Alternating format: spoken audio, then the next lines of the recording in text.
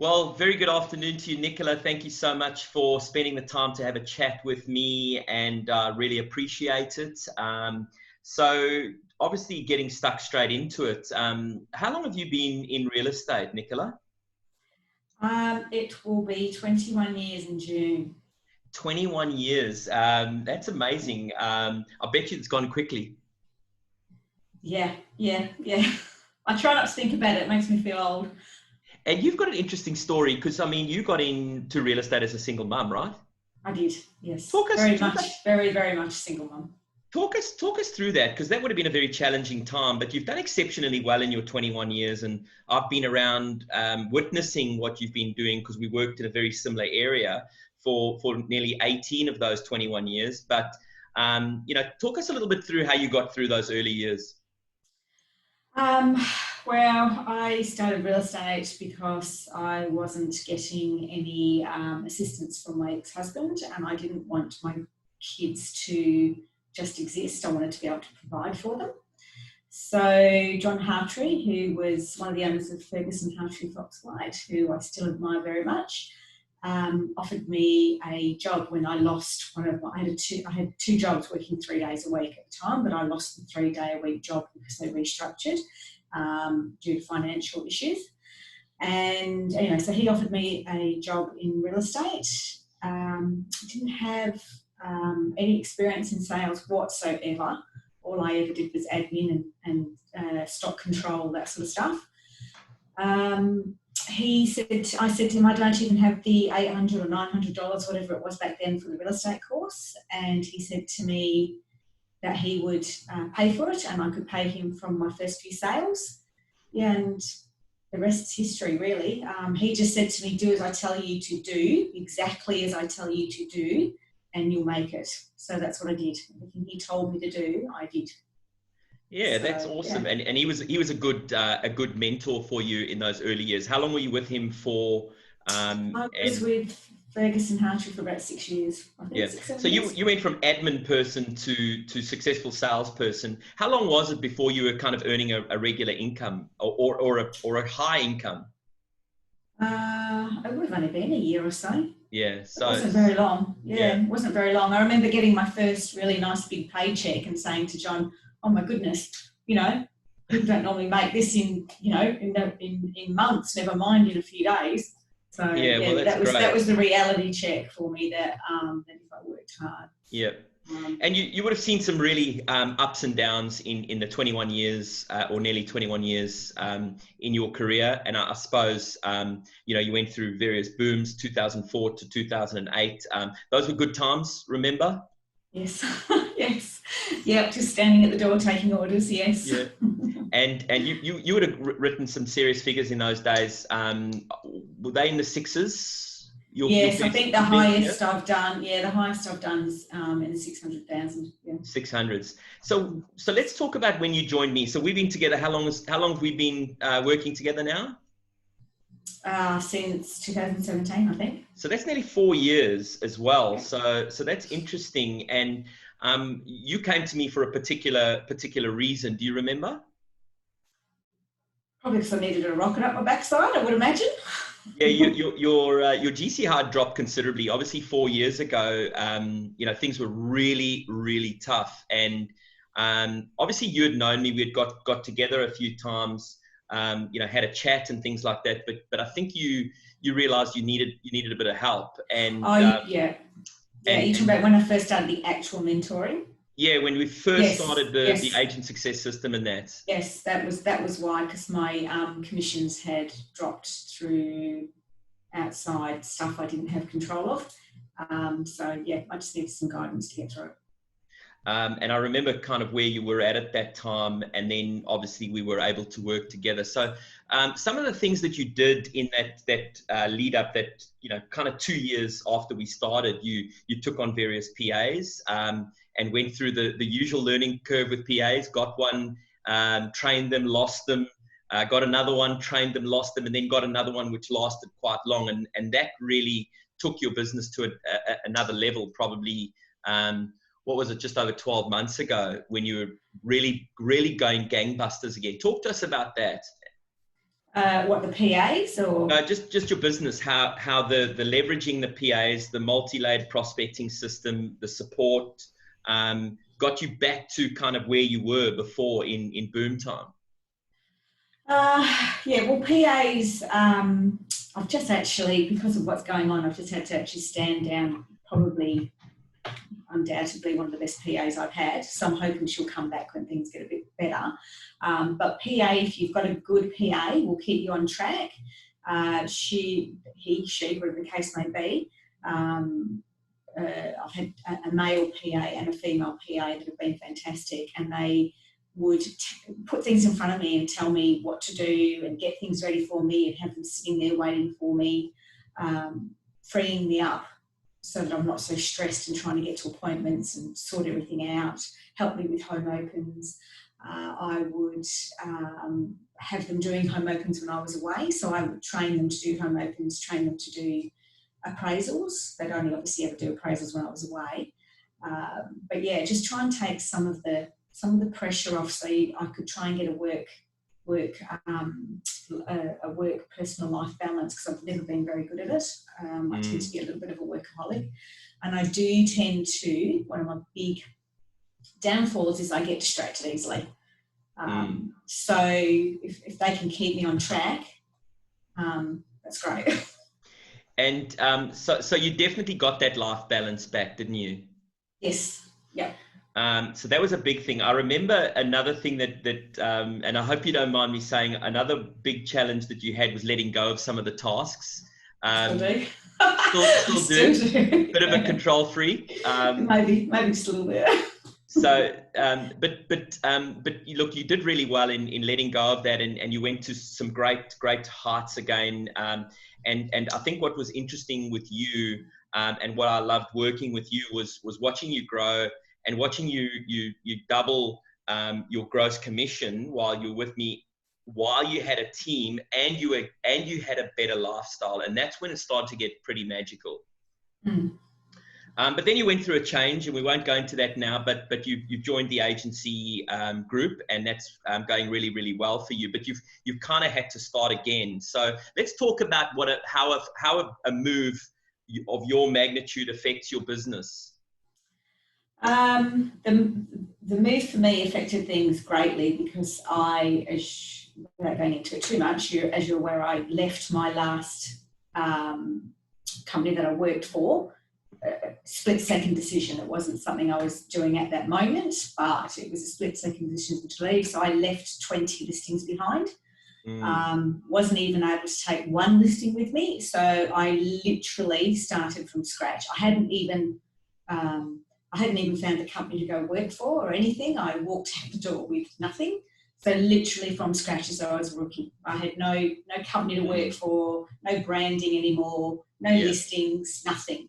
So coming back from that was tough, but through your guidance, I'm getting there. Yeah, and I think you've done an amazing job, and I'm glad you let me mention that, because we all, the amount of clients that I have that talk to me about a move, and I discourage them like the plague. In your case, obviously it was the right move, because it's obvious reasons, and it was needing to happen.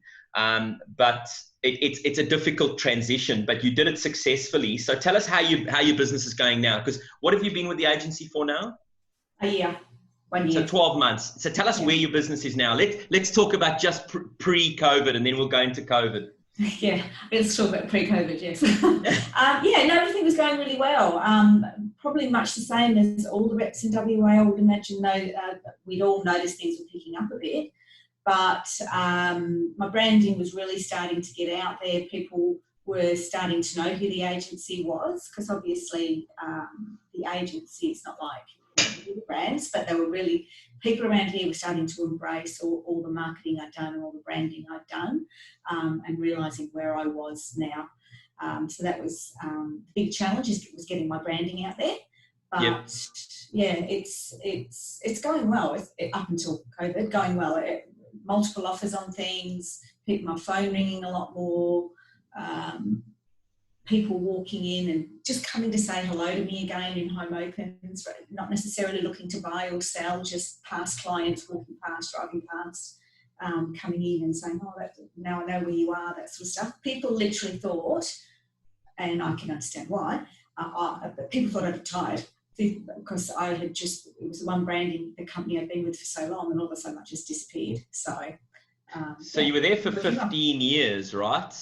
Yes. Or 14 years. So that would have been a huge shift and a big change. But you're back to where you are. I remember when we discussed this, when this all went down, because obviously, it was, it was really important to help you get through that time.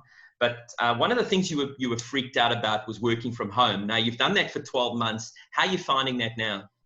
Well, steadily fast for the last month and a half, hasn't it? Got me ready. Exactly. Well, I know. Who would have thought? I don't mind it. And the agency's very good. We've got a lot of good reps there that if you need any advice or need any assistance, everybody's really good at helping each other. But yeah, working from home, I quite enjoy it really. I just get up in the morning, and I'm quite disciplined with work though. I can work from home, and although I said earlier I get distracted, but I can work from home and not feel the need to go and put a load of washing on, not feel the need to cook dinner or unload the dishwasher. I can just sit and work. Yeah. Cool. And let's talk about COVID. You, Ryan. Oh, you lost me? You got me now? You there? I can see you. 2 secs.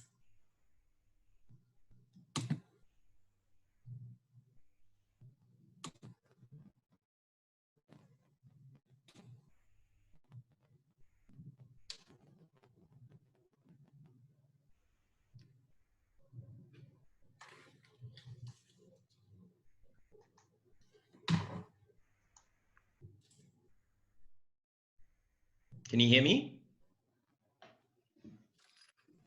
Hang on. Okay. We can edit it, so it's no dramas.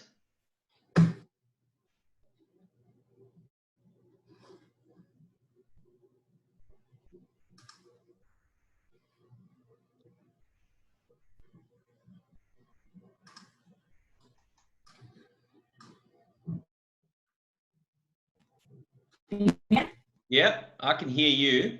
Yeah, gotcha. Yeah, I don't know what happened there. Just all Okay, so we'll just cut that piece out. So that's no dramas because it is recorded. It's not live. Yeah. So obviously, COVID came and floored us all. So let's just talk about how you've been able to, I suppose, survive through COVID, and then we'll talk about some of the things that you've done during this time. So how's COVID been for you, I suppose? Well, with the area I work in, I think we've been hit fairly hard as far as sales go. Last month, I had a look before doing this. Last month, we've only really sold one house in my area. So it's particularly tough because we're a mums and dads type area, and do have a lot of people that live here that do work in the hospitality industry. So at the moment, it's a matter of I've shifted a lot of my concentration to, because obviously there's not a lot of sales happening, so now I'm just trying to reconnect with a lot of my database that haven't been able to. So I've shifted a lot of my time to calling people, really connecting to Facebook, learning a little bit more about it and getting it going better with stuff that's of interest rather than the usual, all about me, more about me, and back to me with a heap of emojis. I'm trying to steer away from that and be a little bit different to other reps on Facebook. But yes, sending emails to my database regularly. I've launched, as you know, that Facebook group that's called tell us about that. That's awesome. So that's called, because you're in an area called Etwell, yes. And your sort of sales is middle of the road. So we're talking kind of cheapest is about 350, 400, right up to $1 million. Yeah. Yeah, So it'd probably be a bit hard push to find $1 million house at the moment, but yeah. no, fair enough. Before, yeah, they used to be, when we There were has in the been a good couple times, in there. 1.5 million would probably be the highest one we sold. Yeah, because that's kind of acreage, isn't it? There is some acreage They stuff out were there. the half acres, the bigger blocks along Tapper Road there, along there. Yeah. Okay, so tell us about Etwell Help. That was launched obviously when COVID really took hold. So it was aimed at people trying to help each other. If an older couple wanted something from the shop, the usual type of stuff. But now we're also shifting it to, because things are looking a lot better, thank goodness. Shifting it to helping businesses as well. So we've got a business lined up for, I think next week, I think it is, where I will do a live chat with them on Instagram and just try and pick each week, or probably each fortnight actually, because you don't want to do it too much, each fortnight, pick a business around here, do a bit of a chat with them, try and give them a bit of a boost and a bit of help. Because some of them have closed down. So the one I'm doing first is one that's had to close down, so that hopefully when restrictions are eased a bit and she opens up again, it will have just given her a little bit more of a boost when she opens. Cool. That's great, and that's worked out pretty well, that social media page. You've had a lot of interaction. I noticed you've got nearly 1,000 likes or friends on there, so that's amazing. Congratulations, well done. And lovely, that you're making the phone calls. That's one of, as you know, one of the things I've been pushing hard is to stay connected. If ever people were able to take a phone call and chat to you about their circumstances, it was now. So big kudos for that as well. And I've noticed your socials are pretty up to scratch, and the EDMs as well. Did you do anything via letterbox drop or direct mail or anything like that? I just did my first letterbox drop last week. Okay. Which was a letterbox drop, basically promoting what we can do for people now, because people are still nervous, obviously. So it was promoting virtual appraisals and virtual inspections, that sort of stuff. Just letting people know that we can do it remotely, as well as me being there on site as well. Did you get any calls from that? Have you had anything back from that? Well, delivery only finished on Friday, so it's only literally just gone out. Just gone out. But I'm finding a lot of appraisals. They're quite happy for me to go to the house at this point, anyway. Sure. Now, obviously, for a lot of our viewers will be, new real estate agents, single mum real estate agents, female real estate agents, and I suppose agents who have reached highs and had lows. What is your suggestion? What would you recommend they do, or what's your words of wisdom for those type of people looking for an edge? Well, I specialise in single mums, as you know. So I would basically, because my kids, when I started real estate, Dana, my youngest, was only 2, I think, and Trenton was 4 years older. So they're now adults. Dana's 24 and a nurse, Trenton's 28, a dad and a plasterer. And if there's any advice I would give any parent, but I guess in particular a single mum, because they're the ones that are there, or a single dad, because there's single dads out there, is make sure you block out time in your diary for your kids, because before you know it, they are at work, got their girlfriends, got their boyfriends, they're growing up, and you wonder where did the time go? So the one thing I was very strict on myself about while they were growing up was I would not do an appointment in the morning until they were at school.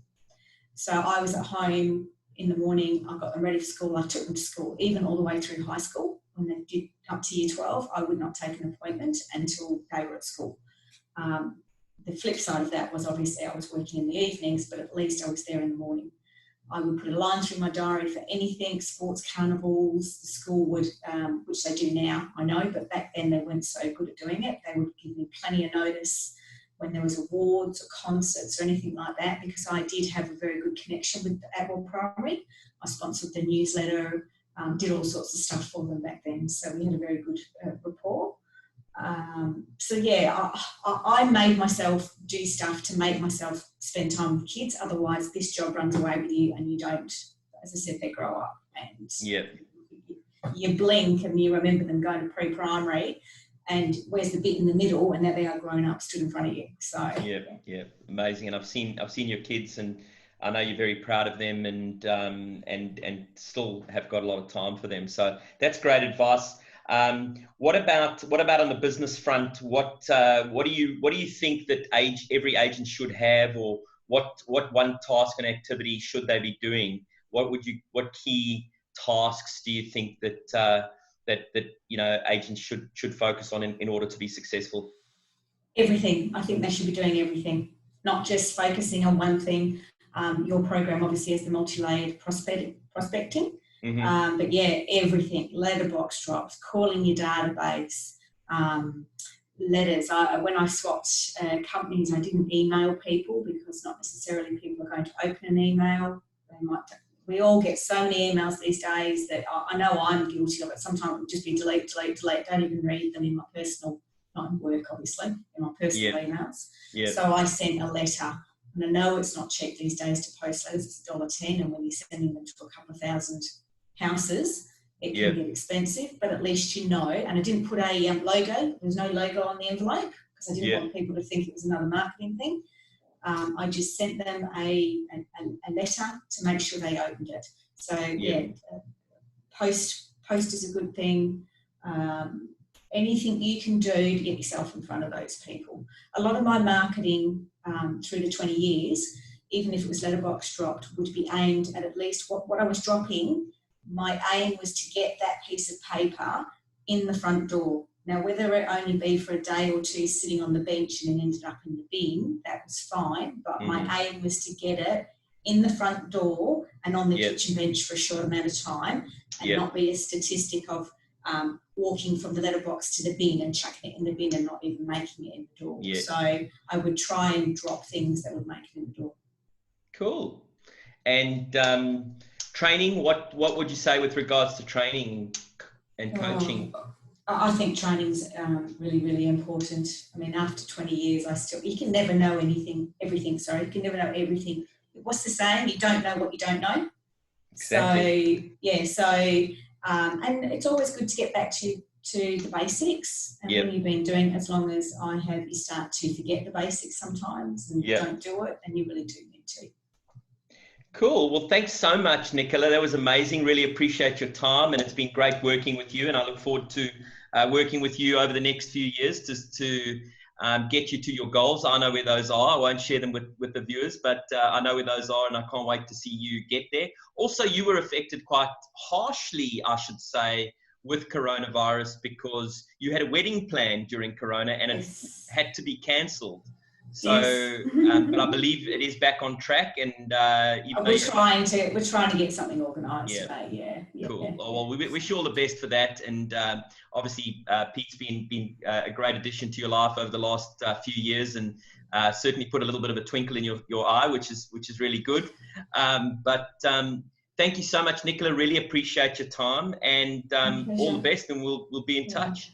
I'll just say one more thing. This is one thing that Pete says to me when sometimes you get out of bed for work in this job and you're like, oh, do I have to do home opens? Oh, do I have to go and show those houses? And this is one thing he says to me, and I'm going to share it with you lot. Choose your attitude. He says it. Choose your attitude. So that's when I'm like, okay, all right, and I get what he means by that. So that's great. I've never heard that before, but it makes perfect sense. Choose your attitude. We definitely do, don't we? We choose to be happy or stressed. I suppose happiness is a choice, isn't it? Yeah, it can be. Yeah. So no, that's great. Wise words. Thank you so much, Nicola. Thank you very much. Take it easy. Cheers. Bye. See ya.